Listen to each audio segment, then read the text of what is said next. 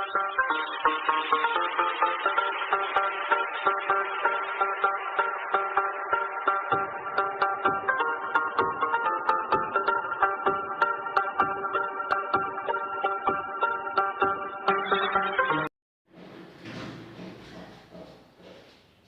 Student, मैं Gautam sir आपके सामने हाजिर हूँ। और चलिए मैं दोबारा नए क्लास में मैं आपके सामने प्रेजेंट करता हूँ। Welcome to Infobottom YouTube channel subject science. इस बार मैं साइंस लेकर आया हूँ जो क्लास 5 से क्लास 8 तक बहुत इंपॉर्टेंट है। क्लास 5 से क्लास 8 तक के सभी के लिए कॉमन रहता है और सबको जानना जरूरी है। आज 4 तारीख डेट है। सबसे पहले मैं पढ़ता हूँ science, the study of nature. The study of, जिसमें नेचर के बारे में हमें स्टडी करना होता है, उसी को हम साइंस कहते हैं। और आज हम पढ़ रहे हैं फ्यूल। फ्यूल का मतलब होता है ईंधन। फ्यूल का मतलब क्या होता है? ईंधन। ईंधन वे, देखिए परिभाषा देखिए क्या है। वे सभी पदार्थ जो हवा में जलकर बिना अनावश्यक उत्पाद के ऊष्मा प्रदान करते हैं उसे ईंधन कहते हैं। ठीक है, वे सभी पदार्थ जो जलते हैं, वे सभी पदार्थ जो वर्म होते हैं, जलते हैं और जल करके उससे किसी न किसी तरह का काम किया जाता है।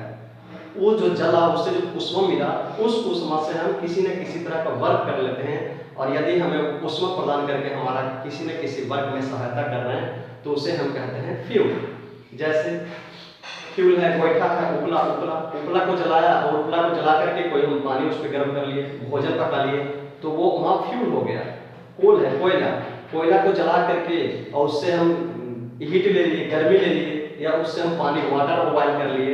ठीक है, वाटर बॉयल कर लिए तो उससे क्या होगा कि हमारा एक वर्क हो गया, उससे जो ऊष्मा निकला उससे हमारा एक काम हो गया। यानी कि वो हमारे लिए आवश्यक चीज है, आवश्यक काम किया है वो, इसलिए वो इसे हम फ्यूल कहेंगे। लेकिन मगर बहुत सारा कूड़ा है, करकट है, कागज का पेपर फेंका हुआ है और वहां हम उसको जला दिए, जला करके उससे हम कोई यूज नहीं किए, उसका हम कोई उपयोग नहीं कर पाए, तो वो फ्यूल की गिनती में नहीं आएंगे। क्या देखिए लिखा हुआ है, तो वे सभी पदार्थ जो हवा में जलकर बिना अनावश्यक उत्पाद के, कोई अनावश्यक चीज नहीं देता है वो, यानी कि जिससे गंदगी ना फैले, जो हमारे वातावरण को ना प्रदूषित न करे, उस तरह के हम कहते हैं अनावश्यक उत्पाद। और अनावश्यक उत्पाद के ऊष्मा भी प्रदान कर रहे हैं, जिससे हमें गर्मी महसूस हो और हमारे लिए कोई वर्क हो जाए, उसे हम ईंधन कहते हैं। उसे क्या कहते हैं? ईंधन कहते हैं। जैसे एग्जाम्पल में लिख लीजिए, जैसे यानी कि एग्जाम्पल हो जाएगा कोल, ठीक है, फूड, पेपर भी कह सकते हैं, ठीक है, प्रोड्यूसर गैस, और आगे आपका petrol, diesel,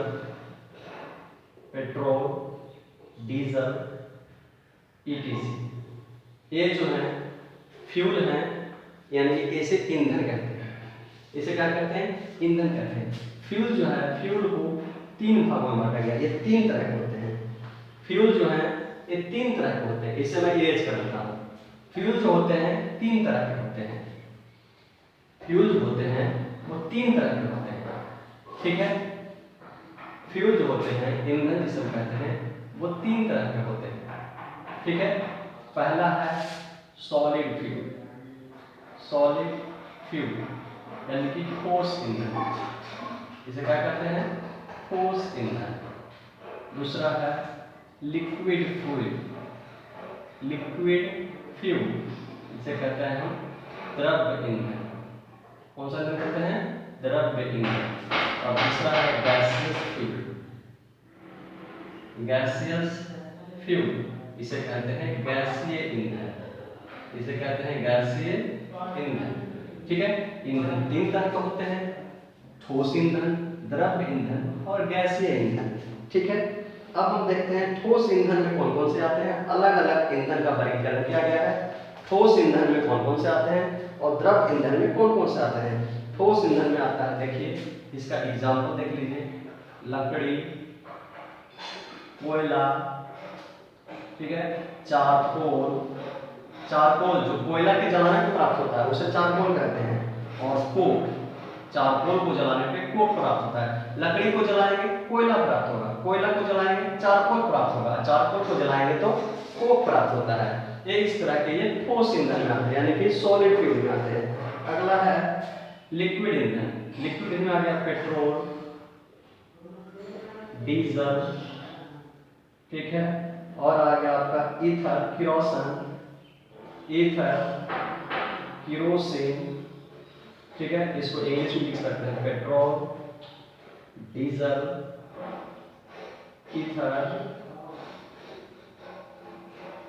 ether and kerosene, kerosene, ठीक है। गैसीय ईंधन में आ गया आपका, गैसीय ईंधन में आ गया आपका, ए हो गया आपका, बीच से मैं डिवाइड कर देता है, इधर सॉलिड फ्यूल, इधर लिक्विड फ्यूल और इधर गैसीय फ्यूल। इधर आ गया गोबर gas, coal gas, coal gas, गोबर गैस, ठीक है। उसके बाद प्रोड्यूसर गैस, प्रोड्यूसर गैस, ठीक है। और आ गया है प्राकृतिक गैस, जिसको नेचुरल, प्राकृतिक गैस, जिसे नेचुरल गैस कहा जाता है, ठीक है। ये तीन तरह के ईंधन डिवाइड हो गए हैं। ईंधन तीन तरह के डिवाइड हो गए हैं, ठीक है। अलग अलग तरह के ईंधन होते हैं, जिसमें ईंधन वे ईंधन पहले समझ लीजिए, वे सभी पदार्थ जो जलकर अनावश्यक पदार्थ उत्पन्न नहीं करते हैं उसे हम ईंधन कहते हैं। ईंधन जो है तीन तरह के होते हैं, solid fuel, liquid fuel and gaseous fuel. अब हम बारी बारी से सॉलिड फ्यूल में हमें पढ़ना है। अब एक होता है आदर्श ईंधन, एक होता है आदर्श ईंधन, ठीक है। आदर्श ईंधन के बारे में थोड़ा सा हम पढ़ लेते हैं कि आदर्श ईंधन क्या होता है, उसके क्या क्या गुण होते हैं, आदर्श ईंधन के कौन कौन से गुण होते हैं, ठीक है। आदर्श ईंधन के कौन कौन से गुण होते हैं, तो चलिए देखते हैं आदर्श ईंधन के कौन कौन से गुण होते हैं। आदर्श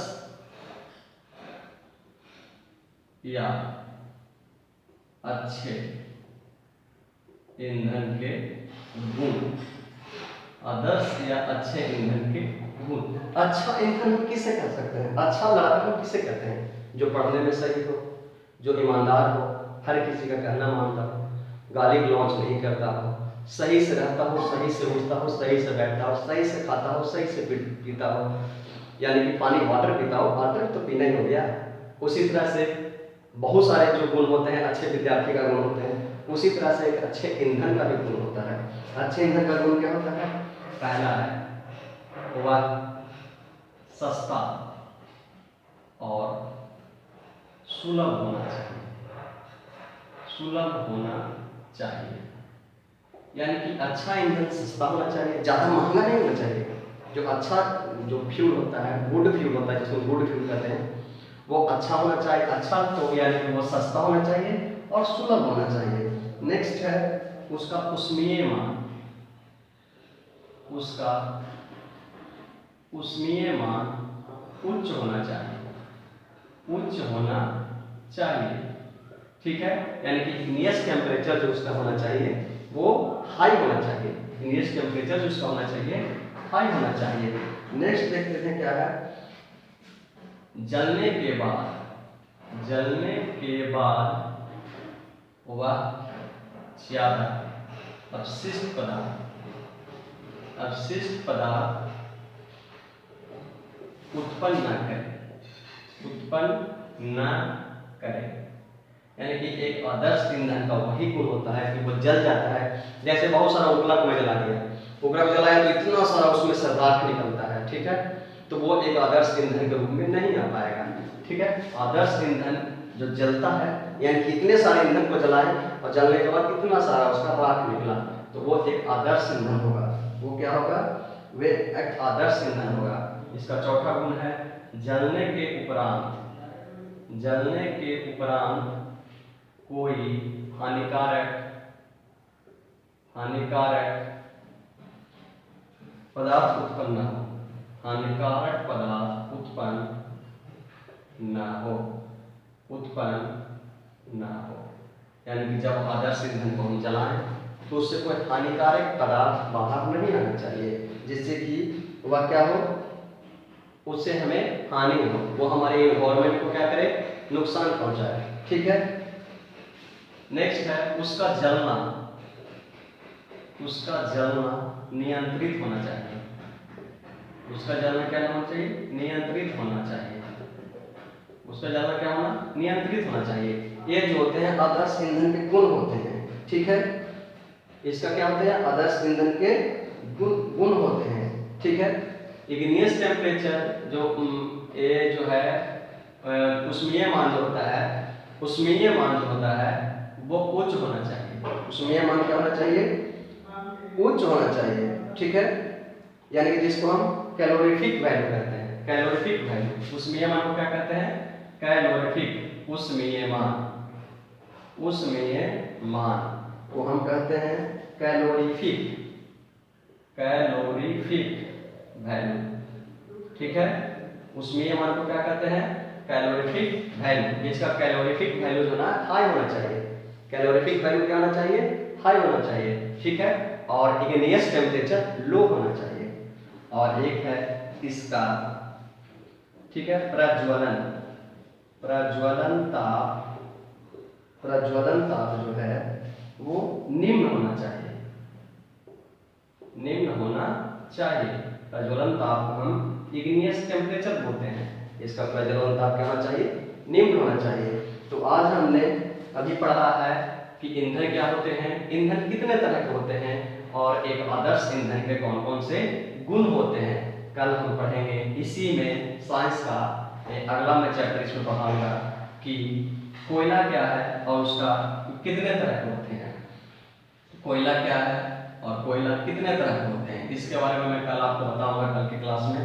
तो आज स्टार्ट कर, आज यहीं तक।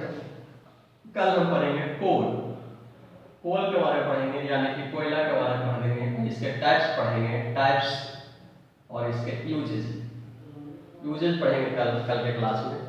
तो आज साइंस सब्जेक्ट में क्लास 5 से क्लास 10 तक के आपने पढ़ा कि ईंधन क्या है, ईंधन कितने तरह के होते हैं, और आदर्श ईंधन के कौन कौन से गुण होते हैं। इसे लर्न कर लीजिएगा, इसे समझिए, बढ़िया से ध्यान से पढ़िए, ठीक है।